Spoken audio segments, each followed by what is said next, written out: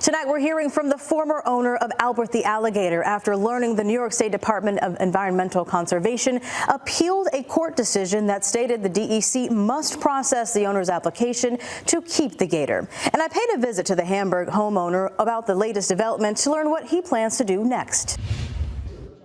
I'm not giving up on something that they did. They took my life away from me. 1 year after Albert the Alligator was seized from his Hamburg home by the state DEC, owner Tony Cavallero is still working tirelessly to get him back. Now all he has is a lifeless gator room. It's sad to walk in here. Here's a timeline of events since the gator was seized last March. In March 2024, the 11-foot, 750-pound alligator was turned over to a licensed caretaker after it was seized by the Hamburg police, the DEC, and the SPCA serving Erie County. Cavallero's DEC license for the alligator had expired in 2021. In May, Albert the Alligator was then moved to a rehabilitation facility in Texas, which was arranged by the DEC after he underwent an extensive examination under veterinary care. Then in July, Cavallero sued the DEC over its decision to take Albert away from him and move the gator to Texas. In the lawsuit, Cavallero claimed that he had made several phone calls to the DEC to explain that he was in compliance with their regulations. He says he never received a response. In December 2024, Cavallero and his attorneys challenged the legality of the DEC's decision to deny his license to own Albert in New York State Supreme Court, claiming the March 2024 seizure was excessive. In February, a judge ordered the DEC to process Cavallero's previous application to allow him to keep the gator. The court said the previous denial of the application was improper, and if the DEC did not process the application within 30 days, it would be deemed as approved and Albert will be returned to Cavallero. And then finally this month, 1 year after Albert's seizure, the DEC appealed a court decision that stated the DEC must process Tony Cavallero's application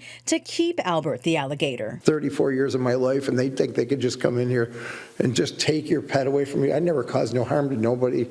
Albert never harmed nobody. He loved people. Well, I was legal all these years, and they're the ones that made it impossible. I should have been grandfathered into this. I'm sorry. There's no way I should have had to apply to all this crap that they did. Cavallero tells me he has spent nearly $15,000 trying to get Albert back.